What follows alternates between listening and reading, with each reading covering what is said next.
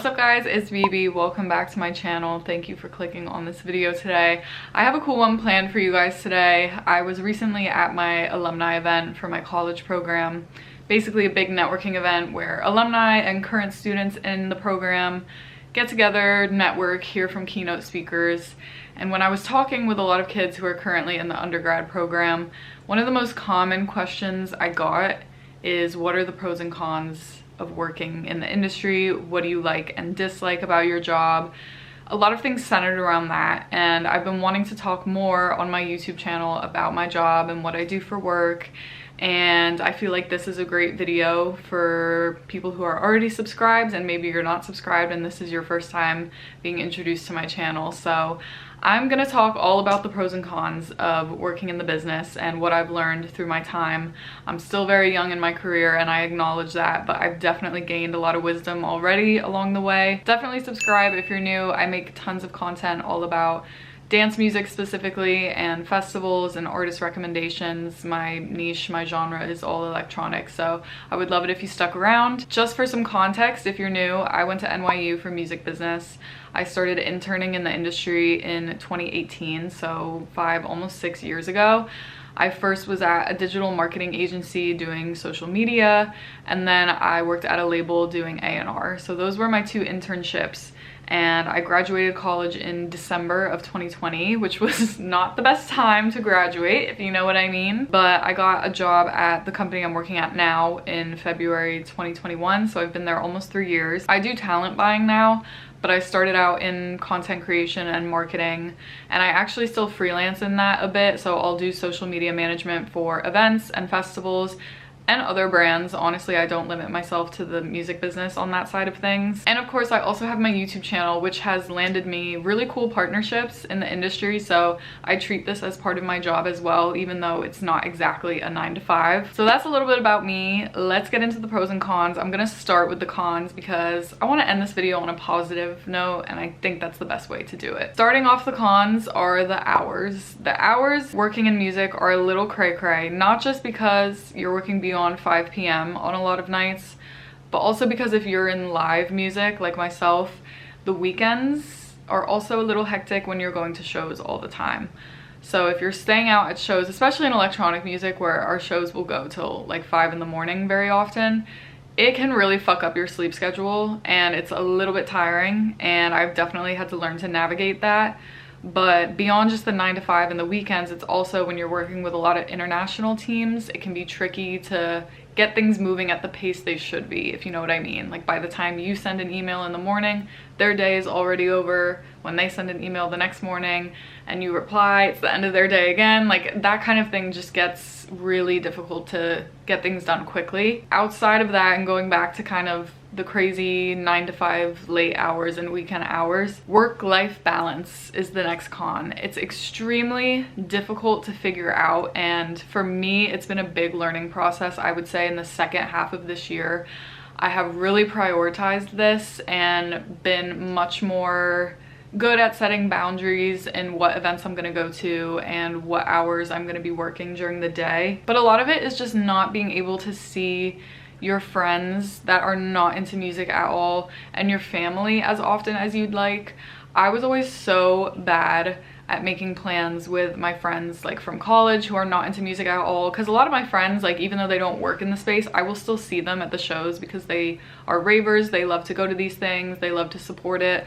But for my friends who are not into dance music at all, I see them way less, and it's been a huge thing for me this year to try and take that initiative more, to make more plans and to see them more, and to prioritize that over going to shows every single weekend, and with my family too. I feel like this year I've spent a lot more time with my parents, which I'm very, very grateful for. But my friends before, when I was traveling to festivals all the time, and not all of them were for work, like some of them were just for fun because I wanted to go, but constantly those friends would be like, Bebe, where are you? We want to see you. When are you free? Are you at another festival? Like, when are you back? And I just felt really guilty all the time, and like I said, it's been something I've really been working on.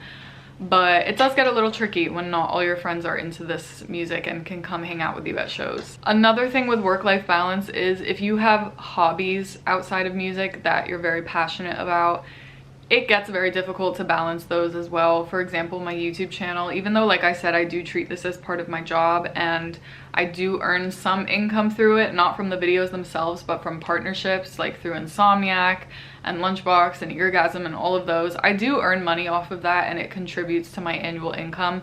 But before anything else, YouTube has always been my passion project. It's always been my favorite hobby. And I have lost so much time for it, which drives me crazy. And for those of you who are already subscribed, I'm sure you've noticed I have been posting less. It just sucks that I don't have the time to edit like I used to and film like I used to.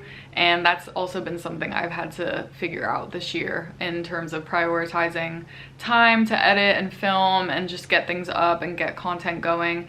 That's also why if you haven't noticed and you know me through YouTube, I've been way more present on TikTok, more so than usual, just because I feel like I can still reach my audience on there, but the time is significantly less in terms of what I have to put into filming and editing.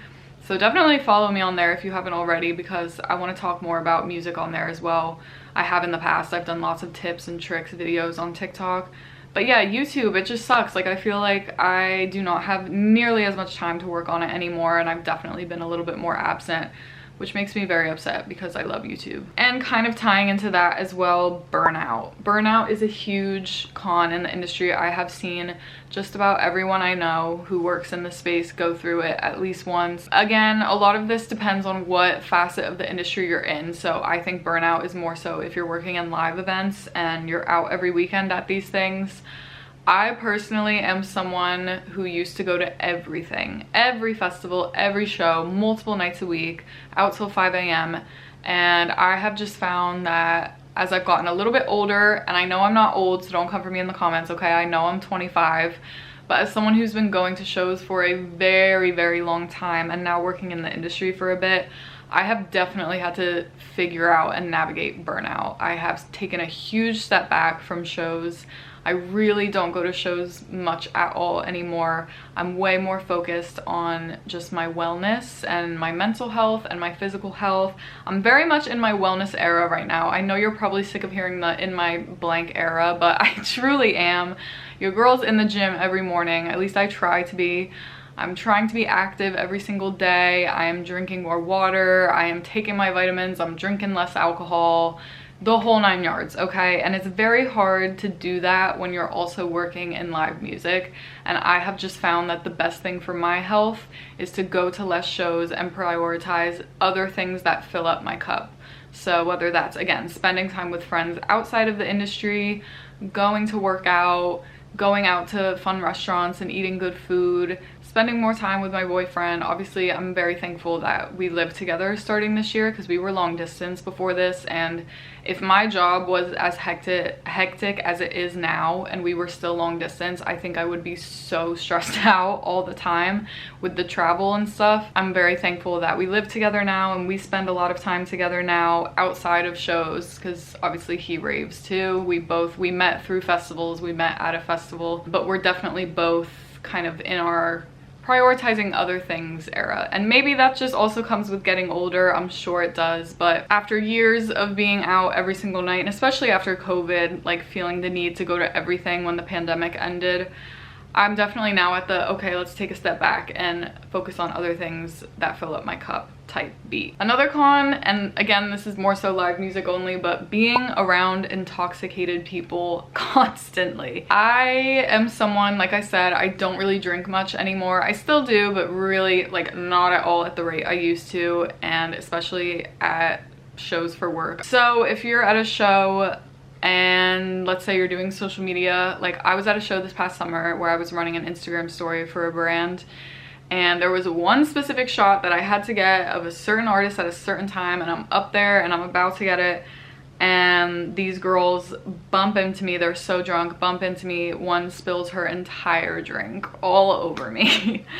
And it was like my whole arm was wet, my shirt, like it was soaked. I reeked of tequila. It was disgusting. I went home and I was like gagging in the Uber because I could smell it. And it was like 4 in the morning too. And that happened and I was like, why the fuck do I do this? It was so humbling, but that happens to me all the time. Obviously when you're on stage there's a lot of people on stage who know this person through this person, whatever, and they're drunk as hell, they're on drugs, whatever it is, and they are just messy people. And listen, maybe I resent them a little bit because subconsciously that's what I used to be like. I used to be very much a partier, okay? I'll never deny it, but I got it out of my system very young. I started very young, unfortunately. Sorry, mom and dad. I'm good now, and I don't feel like I'm missing out by not partying in that way anymore. Maybe it's just because when I see these people, I'm like, oh my God, is that what I used to be like? Like maybe it's some kind of subconscious projecting. I don't know. I'm always psychoanalyzing myself, so it is what it is. But it really grinds my gears when people are just so messy that they're not even aware of what's happening around them. And obviously when you're the sober one, you are so hyper aware of everything that's happening. So that is a little tricky to navigate if you're not a drinker and you're working and you gotta get, especially in social media, when you gotta get certain shots, it's tricky. But it's something that you kind of just learn to deal with. The next con is that a lot of people in the industry I have found just have very massive egos.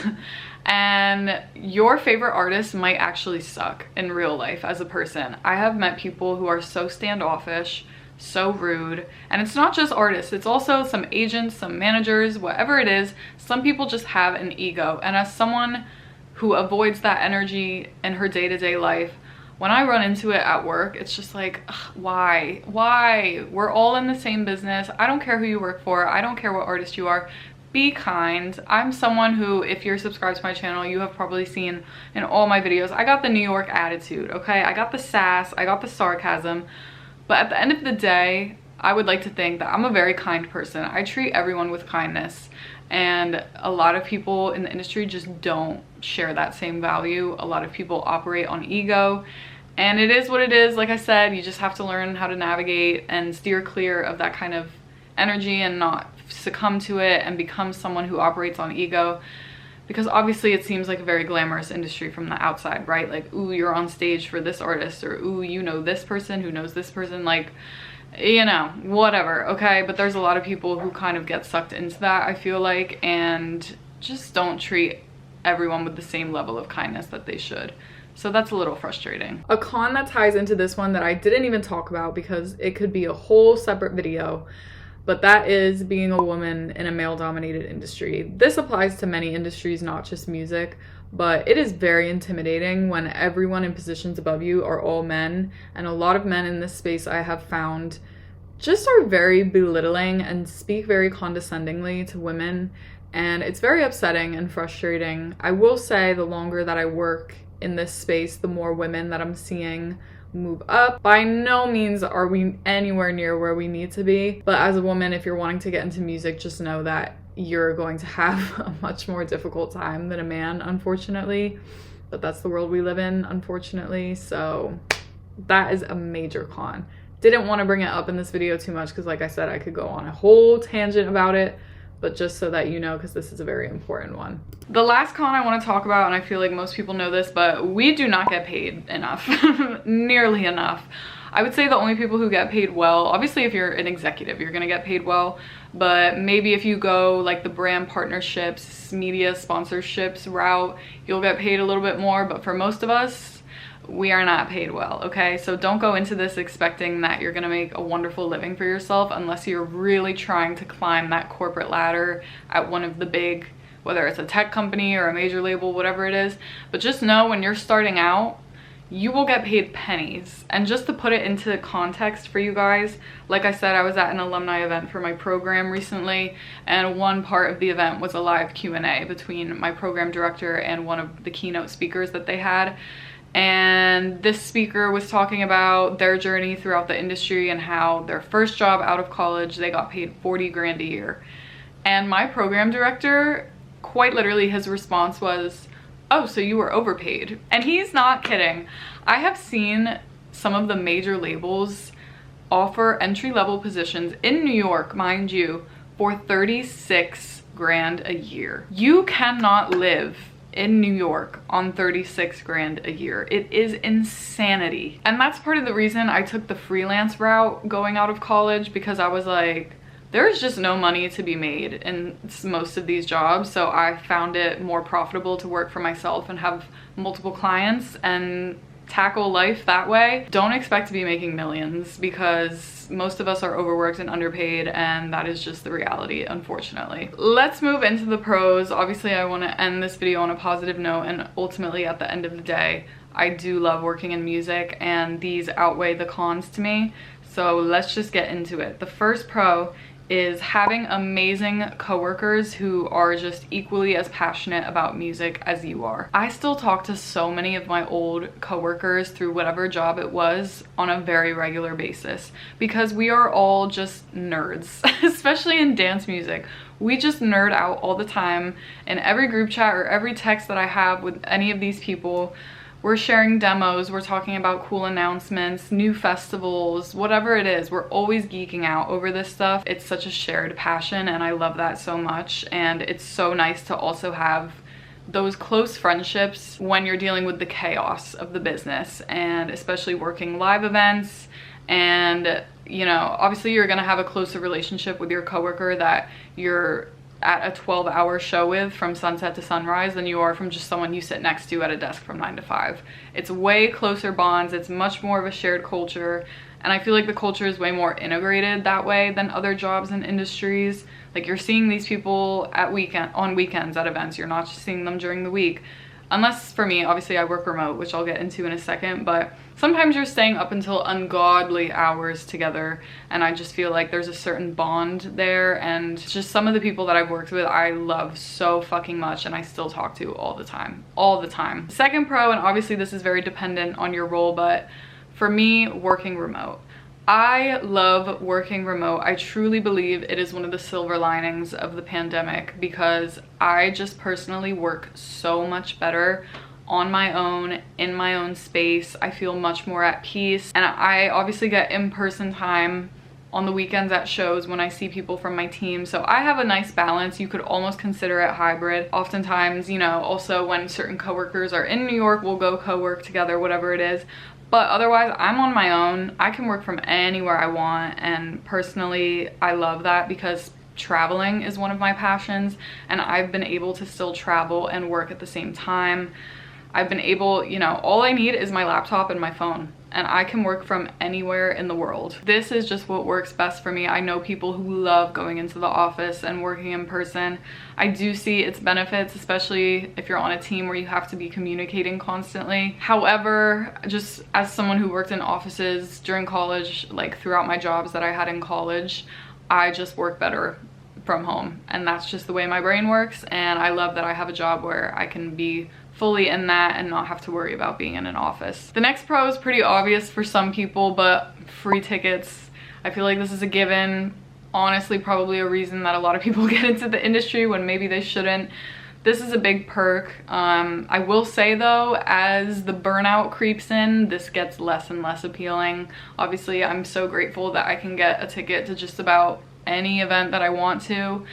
And also that it's usually not GA, it's usually a higher credential, which is great for me because I can only do packed crowds for so long. However, there comes a point where you just don't utilize it like you used to. I feel like I used to go to every single show, like I said, because I could go for free, and now I'm like, okay, I'll go when I want to. Like, it's cool. I love that I have that perk. I'm so grateful, but I don't use it as much as I used to. And I think that's how it goes for most people the longer that they're in the industry. The next pro for me, and this comes with live events, is just the adrenaline rush of shows. I know that might sound silly to some people, but I just really enjoy being at shows, and especially if I'm working, I just love to see everyone having a really great time. And if someone afterwards tells me how much fun they had at a show that I worked on and how they can't wait for the next one, that's really all I need in life to be fulfilled. And kind of going off of that, and my next pro is giving up and coming artists opportunities. Of course, this comes with talent buying. Not everyone has this, but to me, this is the biggest perk. First of all, giving people a good time at shows and seeing how happy people are in the crowd. Second of all, if you have a smaller artist who's been dying to play with whatever big headliner, and you put them on that lineup and they are so grateful for you. They just express so much gratitude, and afterwards they're buzzing and they had so much fun. And if my friends are like, who was that artist? They were so cool. Like, I want to see them again. That to me is all I need in life to be fulfilled. Putting people onto good music and giving people good memories that they'll remember forever. When it comes down to it, I don't give a shit how much money I make, okay? And maybe I'm a little bit biased in that way because obviously I'm now sharing my life with someone, so we have that combined income, that double income, no kids life, baby, the dink lifestyle. Even before that, living with a roommate, I made barely any money. Could barely make my rent every month, could barely pay my bills. And yet I was like, this job is amazing. This is what I want to do. I want to keep going. I want to keep going. So I have always cared more about that than the financial aspect of it personally. I just want to be fulfilled in that way. To me, money is far less important. Those are definitely the biggest pros for me and my nature of my work doing talent buying. But I'm sure someone in whatever other role could tell you their favorite based on whatever it is that they do. The next pro is, and this ties into if you're super passionate about the music, which I am with dance music specifically, when you get to meet artists or people from labels or people from brands that you've really looked up to over the years, it is so refreshing when you meet a team or an artist that you have been a fan of for a while and they are just good people. The biggest example I have of this, you guys know if you've been subscribed to me, my favorite artist has always been Slander. For years, I've been following their journey and their music. When I got to meet both of the guys, and as I slowly started to meet more people from their team, genuinely just the most down-to-earth, kind people I have met in the industry. They are just so nice. They're just very humble. I feel like everyone on that team is very humble, and I have loved getting to spend time with them at shows and just talk to all of them individually. So when you have moments like that, it's just very refreshing. And I've met more artists that I've really liked, and when they're super nice in person, it's just like, oh, yes, like we love good people in the industry. So that's been a big pro for me and something that has very much been gratifying because I see people like that and I know that I still have people to look up to even if I'm now working in the industry instead of just a fan. The last pro, and obviously this probably goes without saying, getting to spend every single day of my working life involved in something that I actually give a shit about. I would lose my mind if I worked in an industry or for a business or a product that I didn't care about. We spend so much of our lives working, dedicated to working, waking up early, sitting at a desk or not sitting at a desk, whatever it is you do for work. The majority of our life is spent sleeping and working. So you better hope what you do for work is worthwhile to you and fulfilling to you as a person. And like I said, I don't make the best money in the whole world. I work some crazy hours. It's sometimes hard with burnout and work-life balance, but I get to say every day when I wake up, I am working on shows and festivals and projects that I really care about, and I care about the artists and putting them on the map and building something and working towards something in an industry that honestly has shaped me into who I am. Like, I, before working, had been going to festivals and shows for so long, so to now be on the other side of things, it just feels right for me. I genuinely cannot picture myself doing anything else. I teetered with the idea of just dropping music and doing something completely different altogether when I graduated because it was COVID, there were no jobs, and I was starting to panic.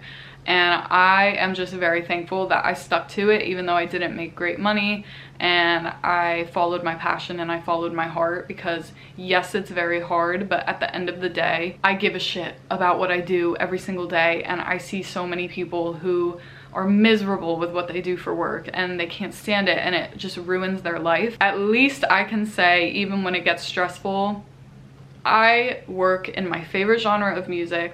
I help book shows in my favorite genre of music. That is amazing to me, and I'm so proud of myself for the work I've put in over the years. Not to be sappy, but I have busted my ass. Like I said, I started out making literally not a livable wage and barely making my bills and my rent, and yet here I am today and I'm doing the damn thing and I'm proud of myself. and I don't think I would have been able to do this if it were in any other industry or space. So those are my pros and cons, everyone, of working in the music business. If you have any questions, I am an open book all the time. Feel free to comment, feel free to DM me on Instagram. Always up for a chat, and I appreciate you guys immensely for all your support. I know some of this video kind of covered why I've been a bit absent, but I have just been putting in that work, and I'm very thankful for you all as we near the end of 2023, just for all the support on my content this past year, and in general, always. Thank you very much for all the support and all of the growth I've been able to have this year. And I hope you guys enjoyed this video, and I will see you in the next one. Peace.